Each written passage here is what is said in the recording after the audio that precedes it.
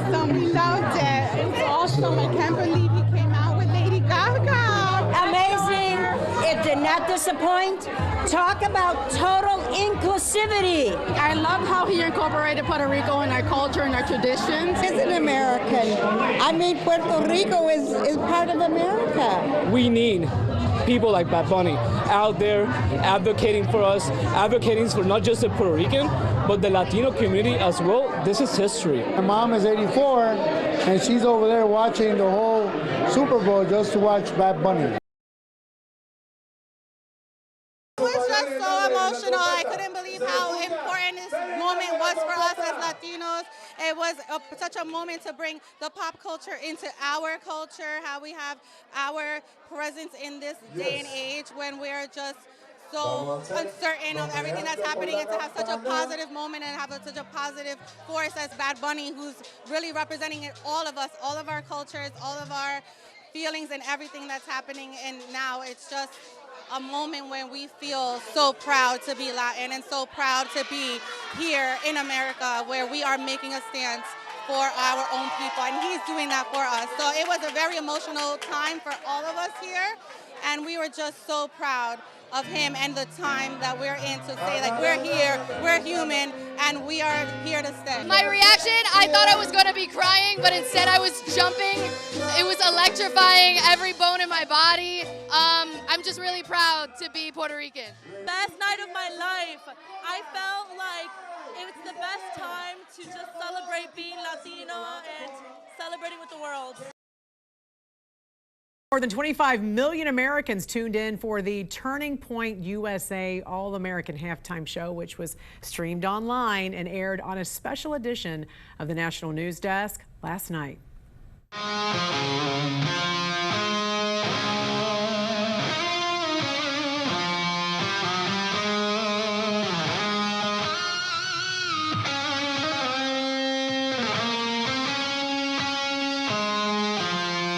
From the War Department, we salute Turning Point USA and every American who still believes freedom is worth defending.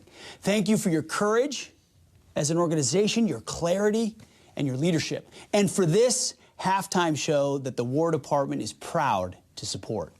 We're going to make America healthy again. We're going to make America strong again, and we're going to make America free again. And keep on kid rocking in the free world. Alabama Senator Tommy Tuberville wrote, Turning Point USA just put on an incredible halftime show full of patriots who love this country. Charlie would be proud.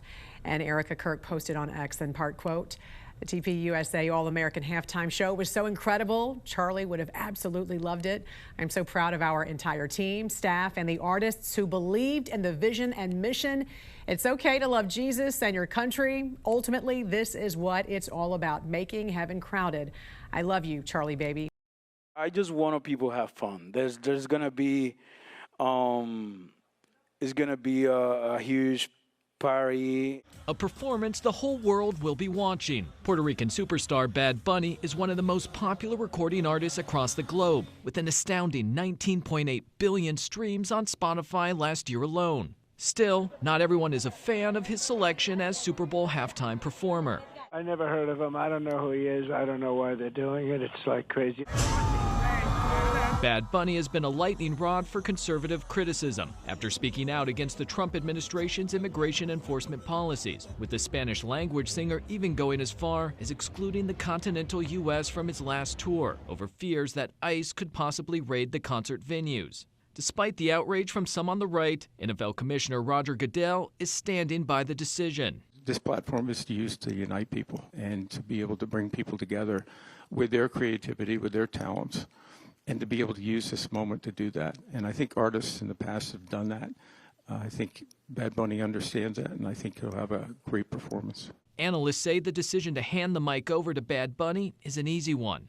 Commercially, he makes a lot of sense. He is a good business decision. We know that Bad Bunny brings in viewers and listeners, and there's a whole lot of people that are going to be watching. And according to Bad Bunny, audiences only need to worry about one thing. It's going to be fun, and it's going to be easy, and people only have to worry about dance. I'm Michael Yoshida reporting.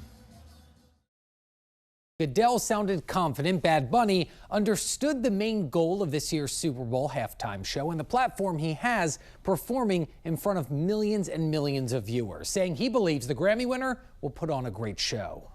NFL Commissioner Roger Goodell doubling down this week on the league's decision to choose Bad Bunny as the Super Bowl halftime performer, saying the Grammy winner understands the show is about unity. He understood the platform he was on, and that this platform is used to unite people and to be able to bring people together with their creativity, with their talents, and to be able to use this moment to do that. Over the years, the Puerto Rican music star has been highly outspoken against immigration enforcement. In 2025, canceling the U.S. leg of his world tour, citing fears ICE would target his fans, while also using the Grammys this past weekend to send a message. Before I say thanks to God, I'm going to say ICE out. Those stances, a large reason why many conservatives slammed the league's decision, including House Speaker Mike Johnson, who called the selection terrible. There's so many eyes on the Super Bowl, a lot of young, impressionable children, and I think,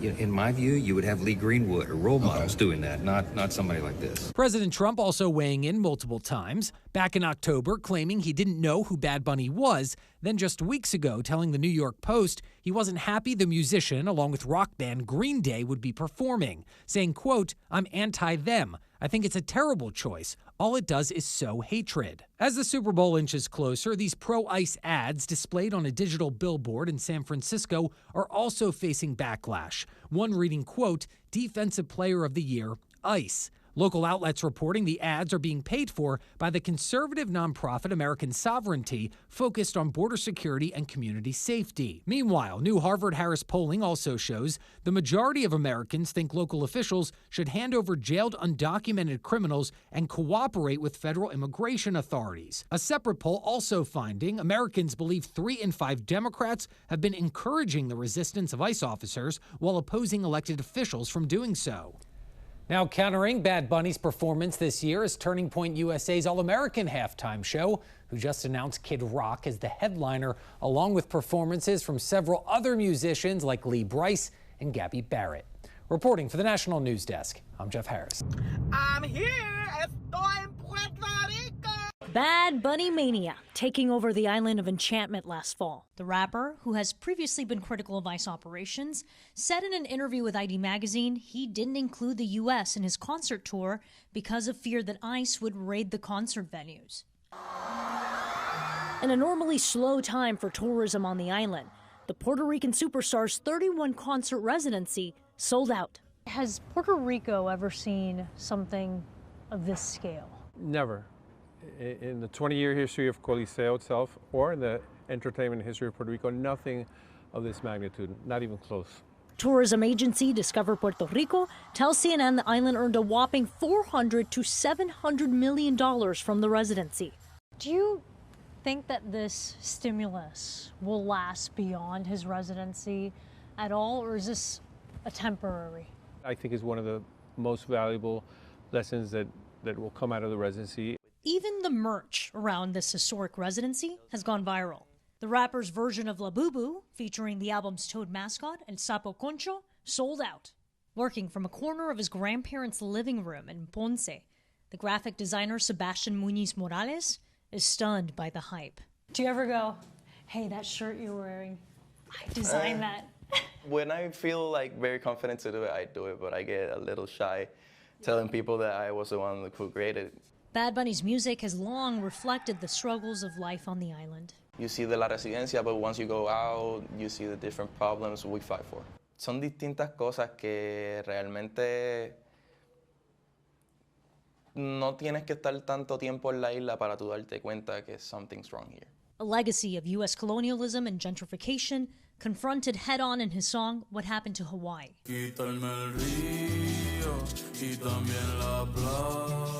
The island facing a crushing debt crisis, crumbling infrastructure, and frequent power outages, spotlighted in his song The Blackout. The reality has driven young Puerto Ricans to leave the island in search of a better opportunity, something Muñiz Morales once considered. Some people don't see their future here. No pueden ver su futuro si la isla sigue de esa manera. Isabel Rosales, CNN, San Juan.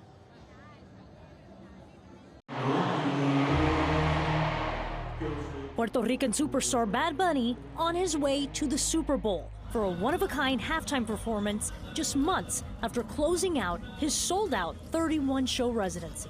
A run unlike anything his home island has ever seen. ¿Te vas a poner el lipstick tú? Sí. ¿Sí? Ok, pues toma el espejito. Lucia Cotto may be his oldest fan. At 101 years old, she was born 6 decades before reggaeton even existed. She once wanted to be a nun. Today, Lucia is proof reggaeton and Bad Bunny has no age limit. A mí lo que me gusta, el reggaetón me parece que es el último porque como que te da una alegría y cuando viene a ver tú estás meneando los pies sin querer. ¿Ah, sí? Eso es lo que vas a estar haciendo en el concierto. ¿Cómo? ¿Cómo vas a hacer, Lucila?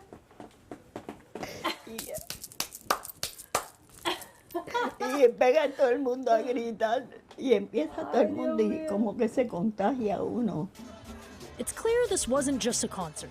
It was a cultural moment that continues to grow as Bad Bunny prepares to take one of the biggest stages in sports.